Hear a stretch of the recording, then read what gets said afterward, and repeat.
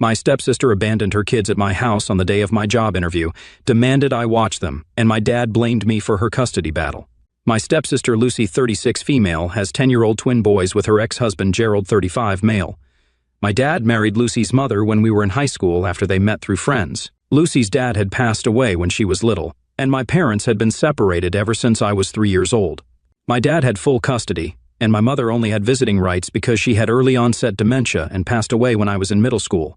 Lucy is 3 years older than me, and when our parents introduced us to each other, she was 15 and I was just 12. She seemed older than me and had this air around her as if I was beneath her, and she didn't reciprocate my attempts to make friends with her.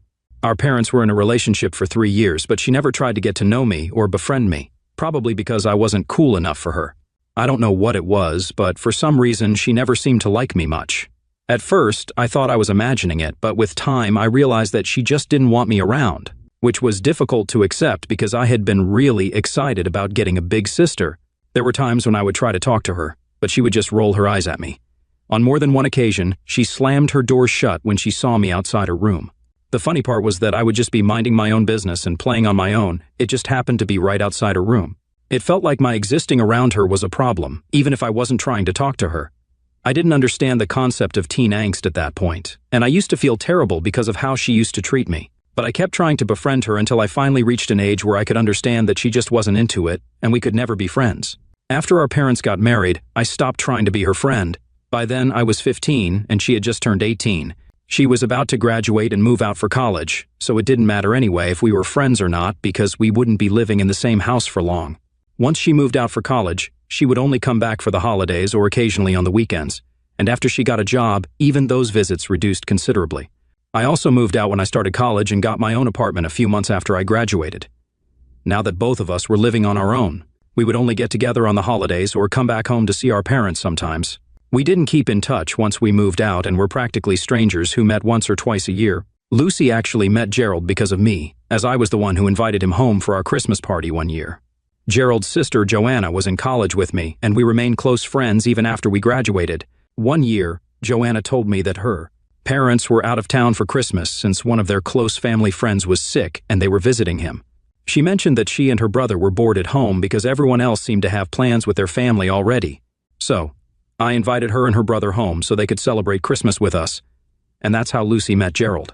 They spent the entire evening together, and a few weeks later, Joanna told me that they were going out. I thought it was sweet and was very happy for them when they announced that they were getting married after 2 years of being together. Joanna and I were both bridesmaids, which felt really strange. Lucy and I had never been close, and yet I was a bridesmaid at her wedding. But she was actually nice to me after she started dating Gerald and finally acknowledged my existence. It was probably because Joanna and I were close, and it wouldn't be a good look for her if I started telling people about the way she used to treat me when I was younger. Like she was too good for me, and I was a blip in her otherwise perfect life. She had no reason to worry because that was all in the past, and I didn't even care about that stuff anymore, so I wasn't going to bring it up with Joanna and try to sabotage her relationship. However, I didn't mind the fact that she was being nice to me just so that I would keep my mouth shut about stuff from the past. I can tell you for a fact that the only reason she started being nice to me was because she didn't want me to blab. As soon as she hit a rough patch with Gerald, she stopped pretending to be my friend and cut ties with me. Throughout their relationship and their marriage, she would text me once a week, check up on me, and be all friendly with me. But that went out the window as soon as Gerald filed for divorce. She would do the same for Joanna, so I knew it was completely obligatory. And she was doing this only because she would have to see us at every family get-together, birthdays, or anniversaries. They stayed together for 3 years, so she was my friend for almost 5 years back then.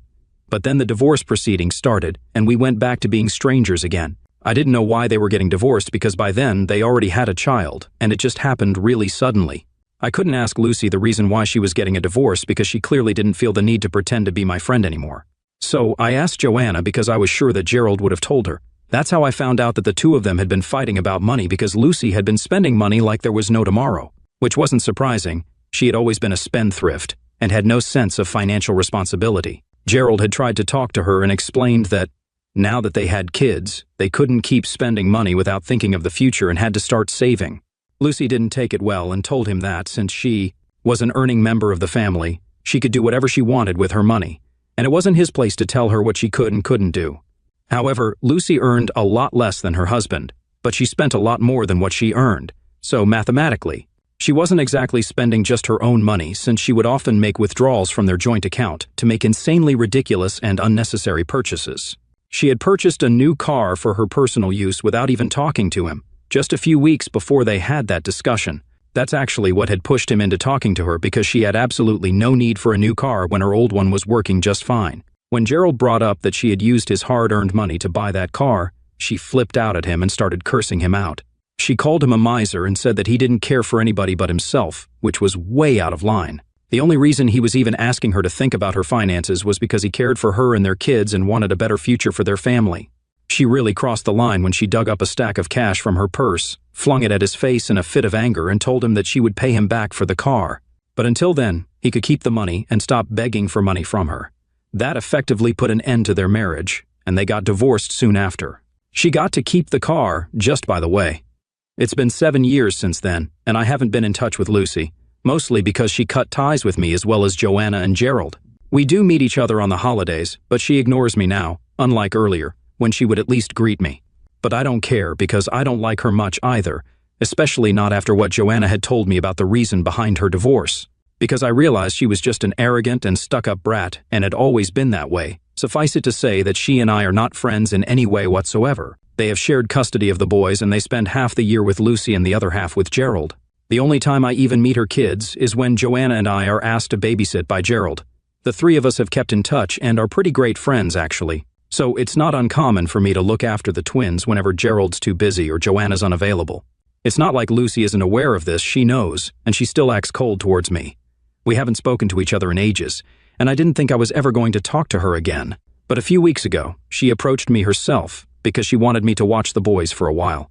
She had work, and it was her turn to have the kids. When she showed up at my house, she told me that the sitter hadn't shown up and she couldn't get through to Gerald. She wasn't willing to contact Joanna because she didn't trust that girl, and she couldn't ask our parents to watch the kids because they were out of town, and none of her friends were interested in looking after the boys. It was a Saturday, so they didn't have school either, but Lucy had an important appointment with a client, and she was already running late for the meeting. So, I was the only person that she could turn to. Under normal circumstances, I would have taken them in, no questions asked, but I had a really important job interview lined up, and I couldn't have 2 kids running around the house during the interview. I love the twins, but they can be quite a handful, and they're really loud and unruly sometimes. I tried to tell Lucy that I couldn't watch them because I had work to attend to, but she told me that it didn't matter much because I worked from home, so I could manage this. But she had to go attend the meeting in person. She couldn't postpone this because it was an important client, and they'd get busy after this. So I told her that I was literally in the same situation. However, she insisted that she had to go meet her client in person, and it was different for her. I tried to tell her that even if I did work from home, I still needed a certain peace and quiet, and I wouldn't be able to watch the kids and do my work.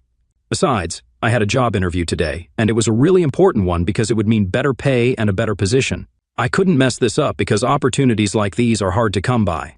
But Lucy didn't seem to care. She pushed the kids inside my house and told me that I was watching them until she was done with her meeting. She said she would pick them up in the evening, but until then I had to look after them, whether I wanted to or not, because that's what it meant to be a family, and I couldn't shirk my duties. So I had to suck it up and deal with it. Of course, I didn't like that because, as I mentioned above, we are definitely not a family, and she has never treated me as such. We can't become family just for one day, according to her convenience. She left in a hurry, so I couldn't even tell her to stop and take her kids with her. She had started driving away as soon as the kids were inside. For the first couple of seconds, I didn't know what to do because I had to hop on to the meeting in an hour, and I needed the kids to be picked up before that. My first instinct was to call their father, just like Lucy had told me, but the calls wouldn't go through. So I decided to call Joanna, and luckily, she answered. I explained the situation to her, and she was at my place in no time. She took the kids away with her even though she had a day off, but I was so happy that she was sacrificing it just to help me out. My interview went great, and I ended up getting the job, but things didn't end well for Lucy. After the interview, I received a call from Gerald. Joanna had already told him everything, and when he called me, he explained that he had been unavailable in the morning because there had been some issue with the electric circuit in his house. Every single electronic appliance in his house had been busted when he woke up, including his phone, since it had been charging overnight. It had been a crazy morning for him, and he hadn't been able to receive any calls because his phone was dead. He had left his laptop at work the previous day as well, and he told me that he had to run around town in person to find an electrician and get everything fixed. He also had to get a new phone because he couldn't get his old one to work, and that's how he could finally talk to us. The universe had aligned just perfectly to screw everything up for literally every single person involved, and it had been an insane morning for all of us. But Lucy was the only one who had acted selfishly and just abandoned her kids with me. I told Gerald that I had told her several times that I couldn't look after them because I had a job interview. But she still pushed them inside and told me that I had to look after them because I was apparently family now and it was my duty. I hadn't told Joanna about the argument in the morning that day because I was in such a hurry, but in the evening, I explained everything to both of them. I told them all about the argument and how she had forced me to take the kids in and driven away before I could oppose it. Gerald seemed very annoyed while I was telling them about it, and later on I found out that was because, apparently, this was not even the first time that Lucy had pulled off something like this. This had been happening quite frequently in the past couple of months, where Lucy would just drop the kids off at her relatives' places, or, worse, their common friends' homes on the pretext of having important work to attend to, and then drive away before they could protest. Some of them would deal with it and look after the kids, but most of them would end up calling Gerald and asking him to pick up the kids because they were not ready to watch them on such short notice. He had told Lucy several times that this was negligent and really irresponsible of her. It was also very embarrassing for him because, more often than not, he would have to be the one to apologize to whoever she had inconvenienced. But she said that since it was her turn to have the kids, she could decide whatever she wanted to, and he needed to stay out of it.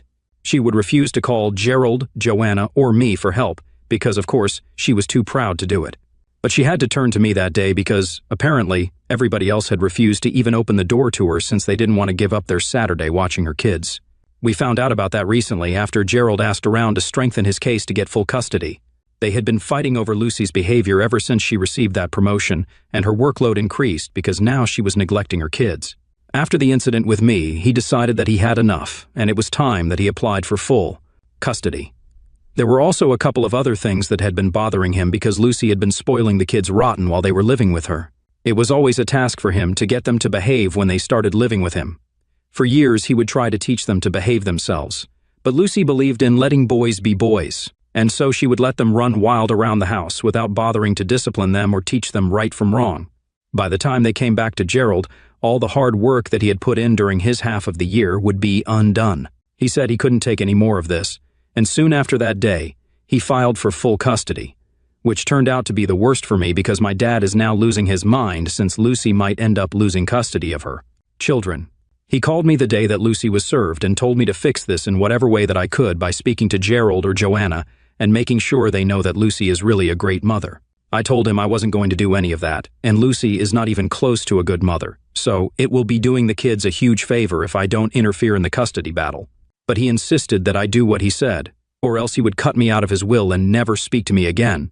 He says that Lucy hasn't stopped crying ever since she was served, and he believes that this is all my fault because I should have just watched the kids for a while that day instead of throwing a fit about it and getting the others involved. I don't understand how this is my fault because Lucy has never been my friend. She can't just show up one day and expect me to treat her like family and do whatever she asks me to do. And honestly, even if Gerald had been the one to approach me that day, which he never would have without prior notice, I still would have said no, and he would not have forced me either. That's what a good parent does. They take responsibility for their kids instead of forcing other people to take them in. I tried to argue with my father and talk some sense into him, but he wouldn't listen to me and gave me an ultimatum. He told me that I could either talk to Gerald and get this fixed, or I would lose him. AITA for telling my stepsister's ex-husband that she dumped her kids on me on the day of my job interview? Update 1. Hey, so a lot of you have been asking about my relationship with my father. Well, it's okay. I was actually a lot closer to my mom when she was alive. But anyway, coming to my dad, he and I have had a normal relationship growing up. Right now, we are not that close and haven't been ever since I moved out. He has been a busy man throughout my life, and I haven't ever really had the chance to build a strong relationship with him. It's not bad, but it's not great either. It's somewhere in the middle. I believe that he and Lucy are pretty tight right now, which is why he is on her side, even though it's the wrong side of history. My stepmom and I have also never been close, but she hasn't ever been as horrible to me as other stepmoms could be. I guess what I'm trying to say is that I have just always had a normal relationship with all of them. It's never been bad, but it's never been great either, just neutral. I also just want to make it clear that I couldn't have changed the time of my meeting because that would have seemed unprofessional. I was already asking them to conduct the interview on a Saturday since I was working every other day. Also, I shouldn't have to change my routine to accommodate someone else's kids. The very belief that I should is pretty absurd. There's also been a lot of hue and cry about us working Saturdays, but I don't see what the big deal is. It's just a couple of times and a one-off thing. Nobody works every weekend. It's nothing uncommon, really, especially given the current work culture and our line of work. I'm a social media marketing specialist, and my sister works in advertising. As far as I know, working Saturdays isn't unheard of. So I hope that clears things up, since many of you were confused as to why I had an interview on a weekend. Also, just to be clear, Gerald and I became friends after he started dating Lucy. So there, I hope that clears everything. Update 2. It's been a week since I posted here, and the custody battle has already started, so it's too late for me to do anything. But my father has still been trying to get me to talk to Gerald and do something about this. He thinks that I'm the only one who can do something because Gerald is my friend and he might listen to me. He's also been playing the family card relentlessly, just like Lucy had tried to, and says that I should think about her first. I have tried to explain to him that it's too late for me to do anything, and I also don't want to say anything about this because it's not my place. This is between the kids' parents, and since I'm not even a blood relative to them, I think it would be really inappropriate for me to try and get Gerald to stop. In addition to that, I also don't want to do this because I don't think Gerald is in the wrong. I think he is doing the right thing by trying to get full custody of his children. It's the best thing for all of them in the long run. Lucy is arrogant, rude, and entitled, and I don't think she is a good influence on the kids. She's going to raise them to be exactly like herself, and why would anybody want that to happen, least of all their father? I haven't said that to my dad, but if he bothers me again, then I just might snap and say that because that's exactly what I think. Funnily enough, while my dad has been fighting for Lucy and talking her up to get me to change my mind, she hasn't had a word for me. I don't think she has much to say anyway because she knows that this is just her own fault. Update 3. So, I received a call from my dad's lawyer today, and he told me that my dad was cutting me out of the will since I hadn't done what he had asked me to do. It's been 3 weeks since my last update, and I have been busy with my new job. There's a lot that I have to catch up on, and I have a lot on my plate right now, so I can't afford to waste my time dealing with my dad and his antics. So I told his attorney that I was fine with it, and then I hung up before he could say anything else. My dad found that very insulting, so he took it upon himself to visit me and tell me that he was very disappointed in how I was behaving. He came by in the evening, just as I got off work, and even when I told him that I wasn't interested in talking to him right now because I had a really long day, he refused to leave. He told me that we needed to have this conversation, but I stood my ground and refused to let him in. So, he stood on the porch and began to lecture me about the importance of family. He told me that I had ruined Lucy's life by complaining about her to Gerald, knowing that he would jump at the opportunity to take her kids away from her because he was a selfish man who cared about nothing but himself and only wanted to make her suffer because he still held a grudge against her for whatever had happened in the past. Now, I could have told my father that this couldn't be further from the truth, but there was no point because he was only going to believe what Lucy had told him. So instead, I satisfied myself by telling him that he could continue to tell himself that she was the one who was right and everybody else was wrong. He was free to do whatever he pleased as long as he kept me out of it. So, if he wanted to, then he could talk to Gerald and try to defend Lucy. But I wasn't going to do his dirty work for him. Then I tried to shut the door, but he started yelling at me and said that I had no loyalty towards my family. I ignored it. When he realized I wasn't going to let him get to me, he decided to strike a really low blow and said that it was probably for the best that I didn't have any kids of my own because I would make a terrible mother. Then, he turned around to go back home because he knew that he had hit me where it hurt. Don't get me wrong, I love my life as it is, but I have found myself wishing that I had a family of my own as well. I have had boyfriends in the past, but it's never lasted long enough for me to get serious. I've been really hurt in relationships because my longest relationship ended with the guy cheating on me. I couldn't bring myself to trust people again for a really long time.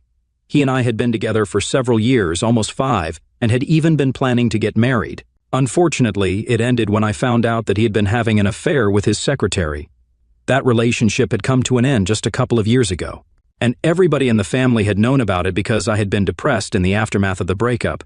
It had taken me a really long time to get back on my feet again. I'm doing better now and have moved on, but it still hurts when people bring it up. For my own father to use it against me was low. I couldn't believe that he was actually making a mockery out of something so awful, but I got over it pretty soon once I realized that this guy wasn't my dad anymore. This was Lucy's family coming after me because I had hurt her.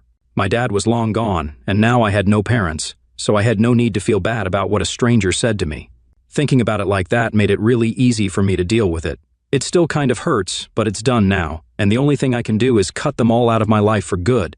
Update 4. So, this is going to be a short update for those of you who were asking about what happened with the custody case. I'm sure that this will not come as a surprise to anyone, but Gerald got full custody of the kids.